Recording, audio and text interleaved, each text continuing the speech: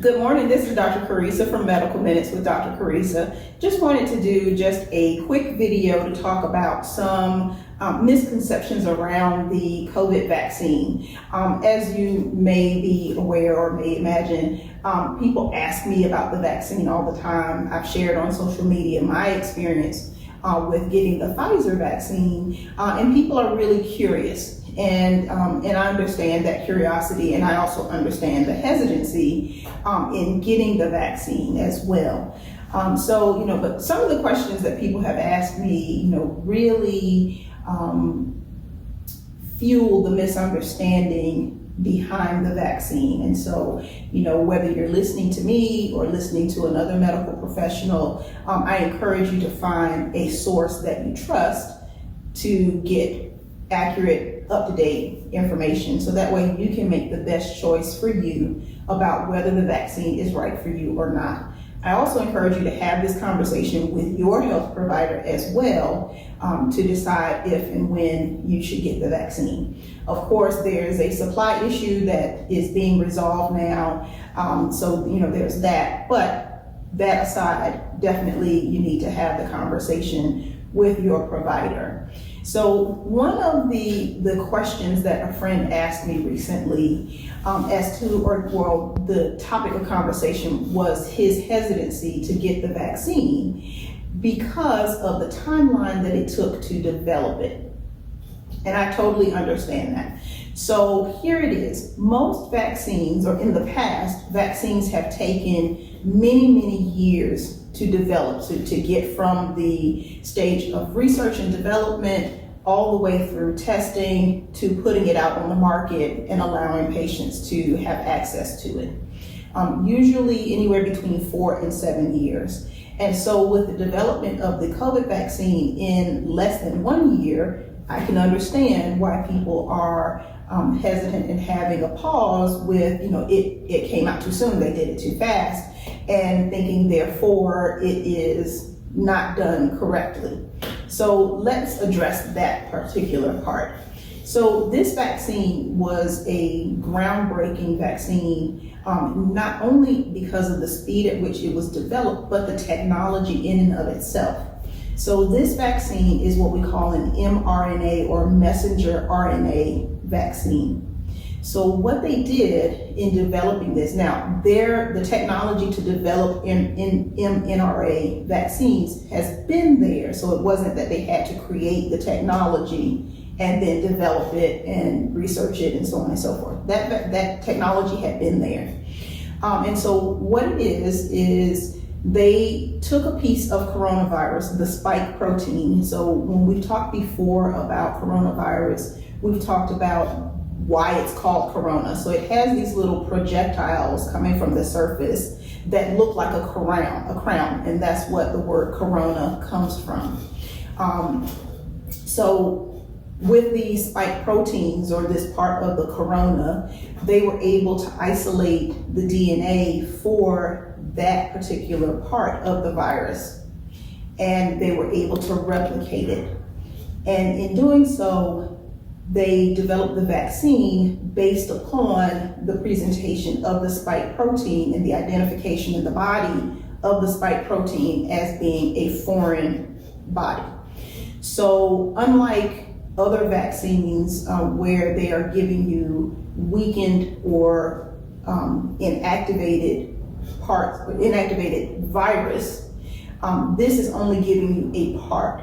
So I would imagine that if the entire coronavirus had to be synthesized to create to create a whole vaccine, that would take a little bit longer, most certainly. But in just doing this one little piece of it and then allowing the body's allergy response and immunology response to do what it does naturally, that is why they were able to get this accomplished in a shorter period of time. So what the vaccine is, they give you the mRNA, your cells will make that spike protein, and then part of your immune cells will see it and attack it, recognize it as foreign, and remember for the next time that they see it, the next time being you coming in contact with the actual virus.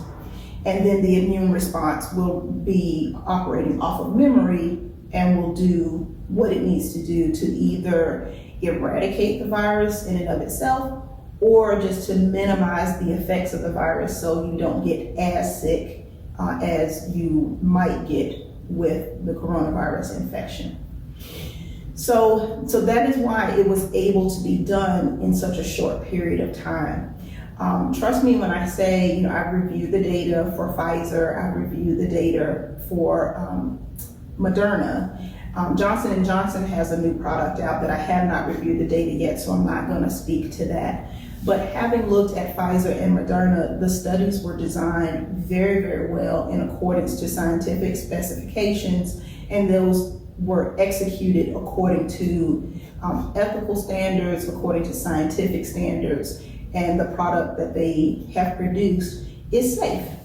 Like I said, I have taken the Pfizer vaccine myself. I was one that was hesitant, I'll be honest with you, because I wanted to see what the data looked like before I decided to take it or to not take it. And based upon the data that I reviewed, I felt that it was safe for me, and therefore I took the vaccine, and I've recommended the vaccine for people who are able to get it. So that's one piece there. Lots of conspiracy theories. Let me see here. There was one thing, and I'm looking at, because someone reached out to me via Facebook. And so this person's concern was about the time period of development, so we've addressed that. Then there was a thing about they're not wanting anything government made in their body. And I don't understand that per se, because these were not made by the government. They were developed in private pharmaceutical laboratories that have had long-standing work in this arena. So it's not like this was a new company that just popped up and they're making this vaccine and putting it in everybody's arm. Pfizer is a long-standing pharmaceutical company, for just using that one as an example. And so the government, outside of funding or buying the vaccine, didn't really have a part in making the vaccine per se. And so, if you all are concerned about that, and again, as we talked, 2 weeks ago, we talked about mistrust in the medical system. So I understand those concerns, most certainly. But as I said, I encourage you to find someone that you trust. I hope that you trust me enough to tell you the truth, because I have absolutely no motivation to lie. Nobody's paying me to say this or say that.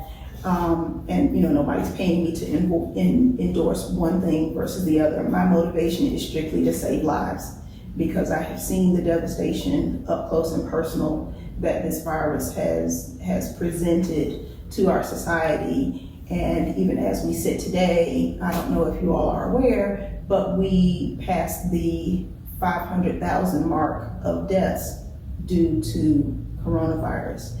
And so, that number is more than what we lost in World War II, more than what we have lost to several other epidemics. It is more than what we lose to the flu every year. So, this is something definitely to continue to take serious. And also just to consider the risk versus the benefit, right? Because that is what I do when I recommend a therapy, what other doctors do as well. And it is also what I, as a patient, when I'm on that side of the fence, I have to consider the risk versus the benefit. Now, if I could sit here and confidently tell you that if you are in your 20s, you will get coronavirus and nothing bad will happen to you.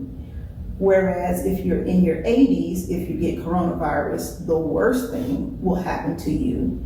If I could confidently say that, then that would be a different conversation, right? But we can't say that, because I have seen 80-year-olds live, and I've seen 20, 30-year-olds die.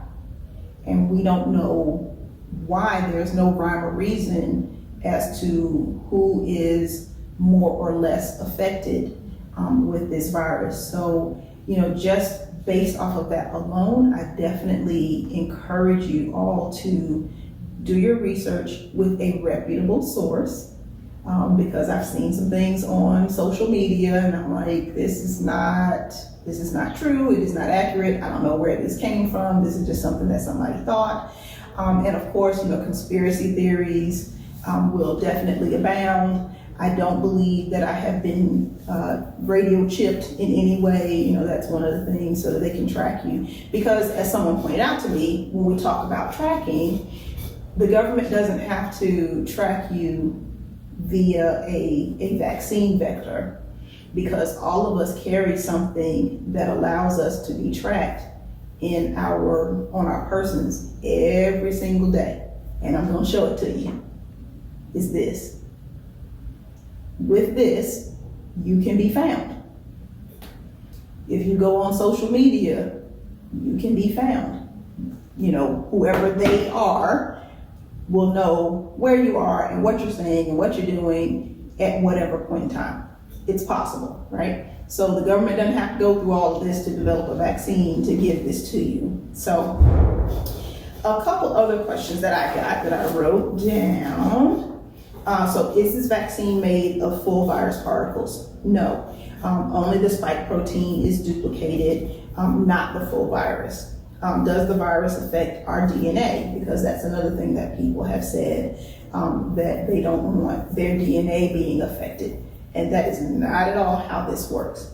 mRNA is the thing that comes after DNA. So DNA is the blueprint. Messenger RNA is the courier that takes it to the construction site in the mitochondria, and then it gets built. It does not work in reverse, with the exception of the HIV virus is the only one that goes back. The actual virus, of course, there's no vaccine for that. Let's see, how is this vaccine better? Again, when you're talking about that risk-benefit analysis, that's what's going to be the thing for you. For me, the risk of taking this vaccine is definitely less than the risk of getting the virus, less risk than the risk of getting the virus and sending it to someone, passing it on to my loved ones and whatever may happen there. How long is this vaccine effective? So we don't know at this point. We are speculating that immunity can last upwards to a year. And so the prevailing thought is that this would be an annual vaccine, much akin to the flu vaccine. And let's see, does the vaccine keep me safe, or do I still need to wear a mask? Yes and yes. So of course the immunity from the vaccine is not immediate. It takes about 1 to 3 weeks to build antibodies from the vaccine, and those antibodies are the things that are protecting you from the virus. And so during that 1 to 3 week period, you can still be exposed. And so you definitely want to continue to mask, social distance, and wash your hands. Let's see here. So of course, someone has asked me, where are people getting exposed? And of course, through our social interactions when we are close and in enclosed spaces with an infected person, that is how this is being spread. So I hope that this has been a helpful, quick little minute to tell you about some things about the virus that are not true. Continue to tune in to the Old Fashioned Health Network and to my show, Medical Minutes with Dr. Carissa, because we will update and talk about current things as they arise. So the next thing that I'll want to talk about is the Johnson & Johnson vaccine, but of course I have to review the data. I'm happy to do it. See you later.